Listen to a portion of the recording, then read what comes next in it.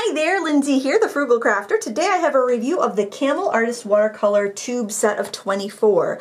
These are available in sets of 12 colors that have 20 milliliter tubes, or maybe it's even 24 milliliters. They have a big, larger tubes, but 12 of them. They're available also in a set of 18 9 milliliter tubes. I chose this set here because it just gave me a better variety of colors, and some of the colors that were in the 12 set, I preferred some of the colors that were in the 24 set. So that's why I went with these. I believe they're available open stock in India where these are made, and I just saw them finally available for purchase on Amazon. I've been asked to review these paints from viewers for the past 5 years at least, and I'd never seen them to purchase here in the United States. So they are a very popular brand of paint in India, and in some areas it's the only paint that you can get there. And I think because India has such a large population and there's not a lot of variety of what you can purchase, the prices of these have been very reasonable. Now, I paid $17.99, I think, for this, so just under $18, but I believe these would cost the equivalent of about $5.30 United States dollar, if you were buying them in India.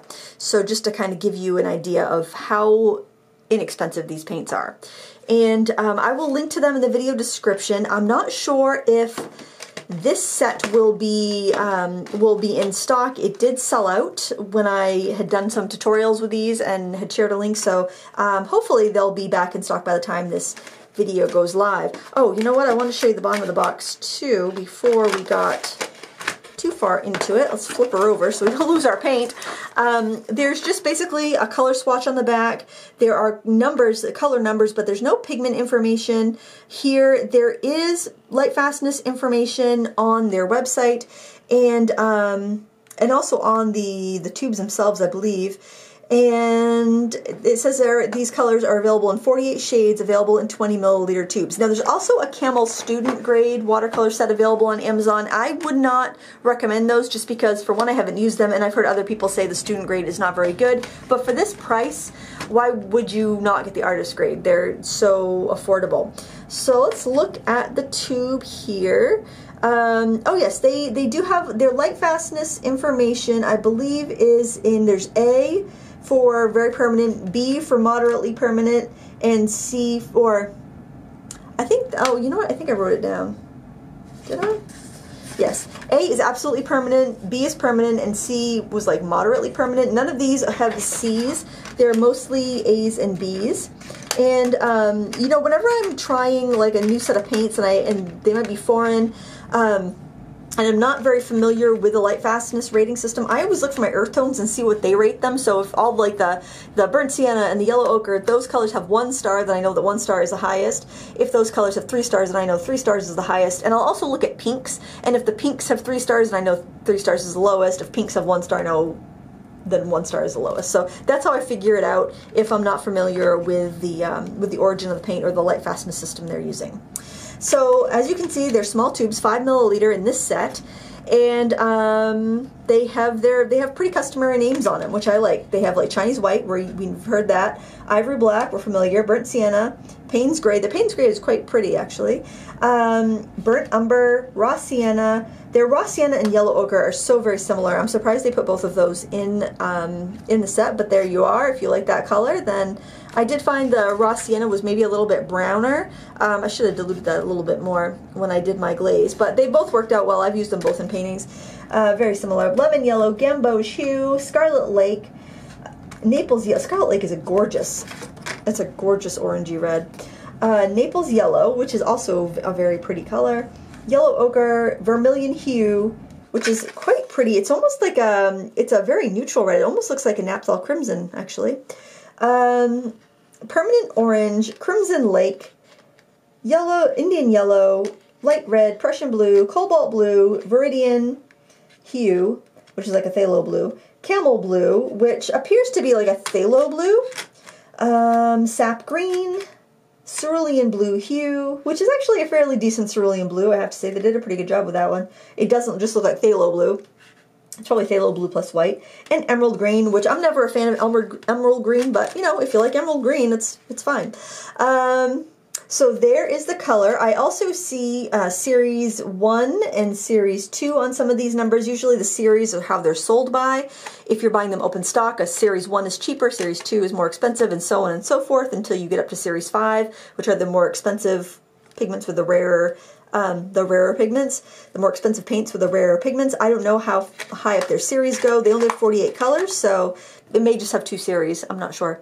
So let's take a look at the color swatches. Now, I didn't have high hopes for this, but I wanted to review them because I'd had so many requests. And I think a lot of times, and I really wanted to because I know for a lot of painters, and YouTube is all over the world, and there are a lot of viewers from India because there's such a large population there. And I know a lot of the reason they're asking is because they're curious as to how they would stack up against some of the brands they're more likely to see on tutorials online. And so that's one of the reasons I wanted to try it out, because being familiar with the paint that other people are used, because that's what they have available, it can really help you guide them. If you're like, well, if they're saying, well, I can't get my purple to look right, and I'm using, you know, this color, do you know why? Then, you know, if you're familiar with the paint, then you can say, oh, try this color because that color happens to have, you know, a orangey undertone or something. You know, sometimes paints have quirks, so I like to be able to do that if I can. So looking at the swatches, when I started off, I was just putting a dab of the paint on the paper because I was just like, I'm not going to put this in a palette. I'm going to just put a dab here, swatch them out. I'll squeeze out the colors I need for painting, and that'll be enough to do the review. But after doing those first swatches, I was like, you know, these are quite nice. I kind of want to put them in a palette. And I didn't have any half pans left. I'm pretty much out of half pans, and I really don't want to buy any more because I've got so many palettes going, guys. It's shameful. It's shameful. So I keep thinking, well, you know, I should take one of those cheaper paints that I don't like very much and pry everything out of the half pans and just refill. Anyway, I just can't, I don't know, whatever reason, I can't seem to even part with those. But anyways, I get these palettes for $2 at Ocean State Job Lot, and I'm like, well, I just want to pull out the 12 most or 10 most useful pigments, and I'll do paintings from that, and then I'll have a good gauge of the quality of these paints. So I got 2 reds, 2 yellows, 2 greens, 2 blues, a brown, and a yellow ochre. And I thought that'll be fine. I can do my mixes, I can do all my tests, and I did a cool mix here. The colors mixed very well. My gray is nice and clean. It's not muddy at all. I don't see any sedimentation or silt from chalk in the mixes, and I was quite impressed. Same with the warm mix too, without mud. And a lot of times you'll get more mud with your warmer mixers, but look at that olive green. I mean, with the ultramarine, or actually cobalt blue hue, and the did I use Gambo? I did Indian yellow for my warm yellow, and the Indian yellow, I mean, it's clean. The mixes are really clean, so I was very impressed. So so I had put these colors down here, and then I was thinking, oh man, I put it on the lid of the palette. That's all right, I'll just keep it like that, because I was thinking these are cheap paints, these are going to crack, they're going to fall out, you know, I don't want to fill up both sides of the palette. Well, this side, so I left this alone, and I came back the next day, and these had dried, and not a one had a crack in it. So I'm like, well, and I also thought that these mixes were pretty and stuff, but they were also kind of bland. I wanted a little more texture, a little more variety, so I'm like, I'm going to put some more colors in here. So I put my 10 next favorite colors in on this side, and let those dry down. None of those faded, none of those cracked, none of those got weird.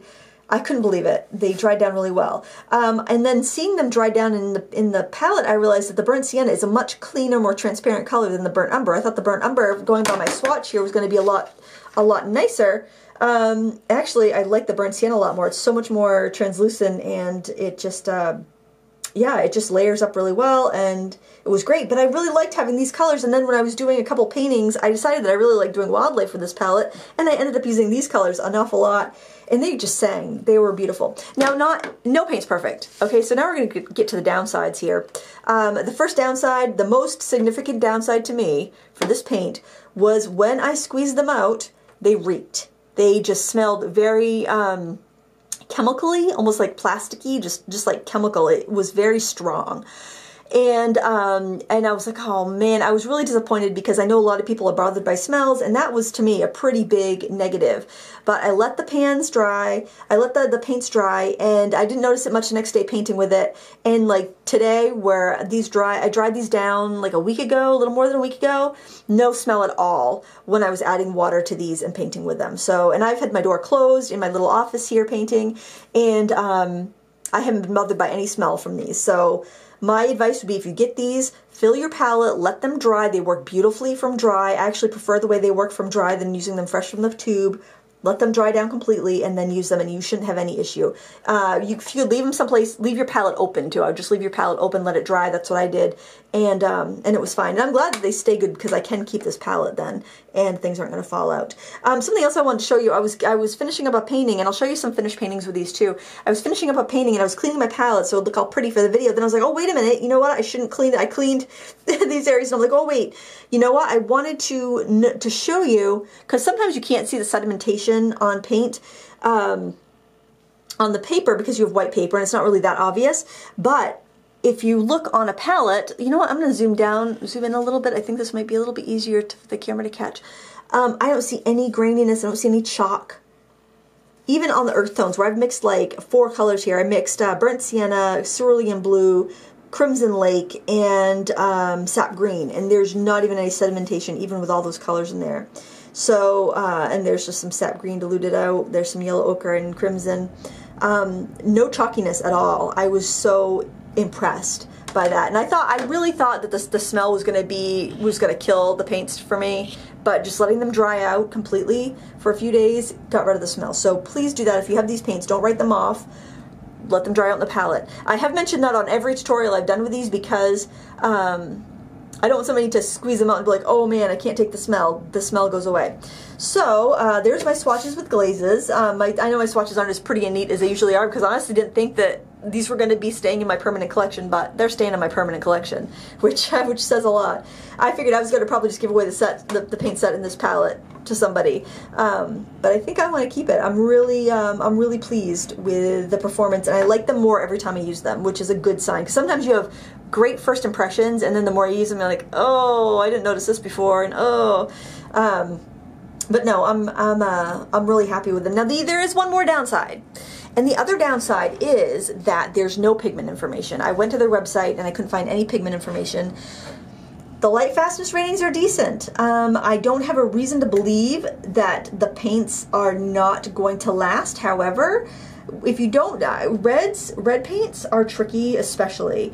I figured that's probably, I don't know. I don't want to even venture a guess and say for sure what that pigment is. Like, that looks like a naphthol crimson, and naphthol crimson in watercolor is not the most light fast color. It's fine in acrylics because it's got that, it's got a nice acrylic shell on it. That plasticky binder keeps it from fading, or it really helps it a lot. But with watercolor, you don't have that sort of protection, so that might be an issue. I'm not sure. I can't say, right? Because I don't have the pigment information. That looks like ultramarine, the cobalt blue hue. I think it's probably ultramarine with, well, you know, I thought it probably had white in it, but it doesn't even look like, it looks like ultramarine. It doesn't look like it has any sort of, any sort of chalk in it at all, or any white in it. So I don't know, maybe, but they also sell a French ultramarine, so I don't know. It could be ultramarine plus phthalo. That looks like a phthalo blue. That's a Prussian blue, and that Prussian blue looks pretty much what I would expect from a Prussian blue. The cerulean blue is probably phthalo blue and white, although they did a great job not to have it chalky, I have to say. The emerald looks a little, emerald green to me always looks a little bit chalky, but it's not bad. The only paint I saw with some real opacity, the light red, which is like an English red, and the Naples yellow, but that obviously has white in it because Naples yellow is either PBR 24, I think, but I think it usually has, it's usually yellow ochre plus white. That's usually what companies do, but nevertheless, it's a gorgeous color. It's actually quite pigmented. I used it, I'll show you in a minute when I show you my samples. The Payne's Gray is stunning. I used that in this sky, and I just really love the way it came out. I kind of wish I did more wet into wet, because then I went in and I started messing around here after it was dry, and I do not like what I ended up doing there, but that was the first time I used the paints, and I did like the paints quite a bit, other than doing my swatches. Oh, I also did, just when I was playing around with it when it was wet, I just did some loose, like a loose rose, to see how it was going to layer up and how the paints were going to flow, and I just also did some just doodling here on this side of the paper just to see how things were going, how things would flow, and I was like, yeah, it's all right. But definitely using them from dry, I felt like they really sang when I used them from dry. Using them from wet, I really wasn't that impressed. I think drying these down, for whatever reason, probably because it takes the smell away, makes them much nicer. So then I shared this on Sketchbook Sunday. This was a tiger that I did, and I started super loose with the paints. And so you can see them flow, you can see them layer up. They really performed well, and you can see how gorgeous the neutral tones are in this set. They're very rich, they layer very well, they're not muddy, and that's usually what I'm looking for as far as kind of rooting out problems in a paint set. Often you'll get paint sets and the colors are gorgeous, except you get to the earth tones and they're kind of weak. Like Winsor Newton's earth tones are kind of weak to me. Also, White Knight's earth tones are weak. I didn't feel like these were weak at all. I felt they really held up and did well. The other painting I'm going to show you, which I have a full-length tutorial for, by the time this goes up anyway, it'll be on my YouTube channel, is this one right here, this bunny. I did use a little colored pencil on the tiger and on the bunny here just towards the end. But again, beautiful wet into wet work. It just, the paints behave as they should. They behave like any customary traditional watercolor would behave. They don't behave like a you know, sometimes the Chinese watercolors or other Asian watercolors, they're more designed for a more porous paper, and they don't tend to behave like Western watercolors. These behave like Western watercolors, so that's what you're going to get. You're going to get more like the effect of, I don't want to say the same quality as Winsor Newton, but they certainly behave quite well. I mean, they're very inexpensive, and they don't have light fastness ratings. They don't get, oh, they do have light fastness ratings, but they don't give you pigment information, so I can't really put them in the same class, but they behave very well, and they're very easy to work with. So, so I have no qualms recommending this, as long as you're okay with the fact there's no pigment information and there's no, just the smell of them when you first squeeze them out. Was there anything else I wanted to mention about these? I think they're an excellent buy. I don't know how long they've been available on Amazon. I was just able to find them recently, and I've searched several times for them over the past few years. So I'd say go for it. It would be wonderful if they were available open stock, because I would be really curious to see, or if they offered a set of 48, just because of my curiosity. I'd love to see what other colors they offer. I think the 24 set has a lot of, has all the colors you would need, really. I would look at the 12 set, and because I think you get it's a better deal to get the other sets because you get bigger tubes of paint, I think. So if they have the colors you want, then go for it. Here again is the swatch. You can see what they all look like. Oh, I did a couple dabs of the Chinese white on top of this red here, just to see how, if the red leached up through or how opaque it was. And you know, it's what I would expect for a Chinese white, not super white, not like a titanium white gouache or anything, but it did layer up on top of that, and it didn't leach the color underneath. So I probably would keep the white in the tube, and if you do need it, then just squirt out what you need, unless you enjoy mixing with white to kind of tone down colors and give it a softer look, a pastel look. Because I mean, the white's not gritty. I don't see a lot of silt on the white strip either, where I did the extra glaze on there. It's not like grainy or silty, so I think you could mix with it just fine. Chinese white is usually meant for a mixing white as opposed to a highlight anyway, because it's not opaque. I'm just seeing if there's anything else I want to point out. Just excuse the thicker blobs here. Like you can see a little shine there. That's because I squirted a dab there and I was painting out from there. So that's not, you're not going to see a sheen on the paint from just painting with it. But they do have a nice glossy sheen when they're dried down. No cracking, no chalkiness.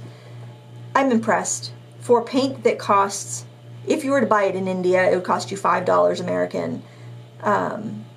And to be able to buy this for $18 American, you know, shipped all the way from India, I think it's a great buy. But again, if you're sensitive to smells, that's really the only downside. I'm very impressed.